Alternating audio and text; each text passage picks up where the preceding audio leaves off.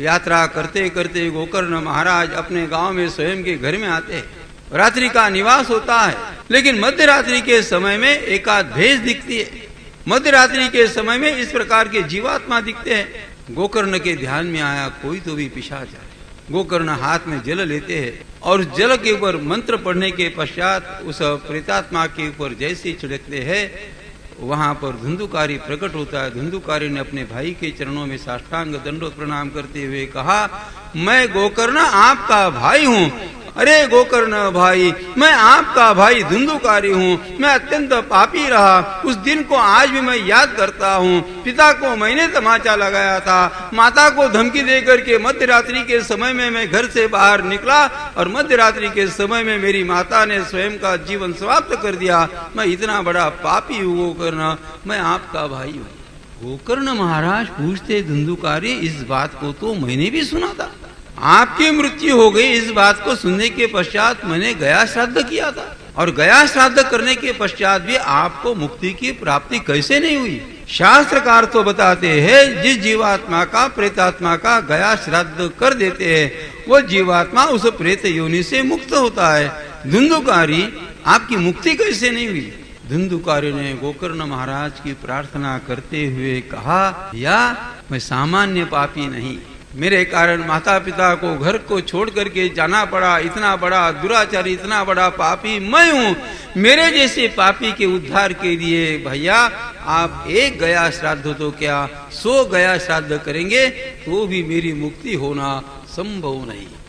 गोकर्ण महाराज ने कहा कि धुंधुकारी, 100 गया श्राद्ध करने के पश्चात भी आपकी मुक्ति होना संभव नहीं, तो मुझे भी थोड़ा चिंतन करने की आवश्यकता है। मध्य रात्रि के समय में आप यहाँ से चले जाओ। सुबह के समय में गोकर्ण महाराज भगवान सूर्य नारायण की प्रार्थना करते हैं। महात्मा लोग मिलने के लिए आए थे, उनको पूछा कि भाई गया श्राद्ध करने के पश्चात जिसका उद्धार नहीं होता उसके लिए क्या करना चाहिए? किसी भी महात्मा ने बताया ये करो, ये करो, ये करो। उनका यूनानिमसली एक मत नहीं हुआ।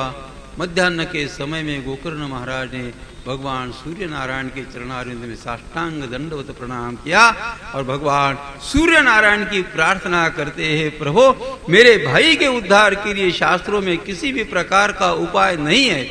कोई भी ऋषि मुनि, कोई भी संत कोई उपाय नहीं बता पाया। धुंधुकारी के उद्धार के लिए आप कोई नया उपाय मुझे आप बताइए।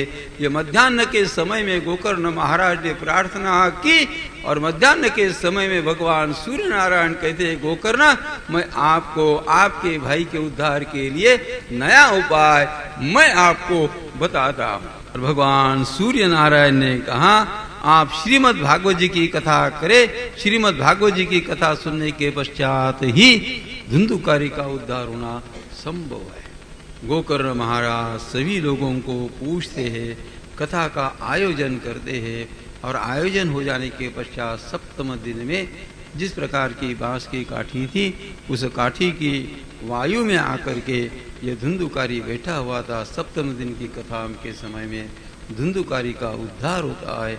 धुंधुकारी स्वयं प्रकट होता है, श्रीमद् भागवत जी को साक्षात दंडवत प्रणाम करता है और गोकर्ण महाराज को प्रणाम करता है और कहता है, इस भागवत कथा के कारण मेरा उद्धार हुआ। धुंधुकारी का आज उद्धार होता है।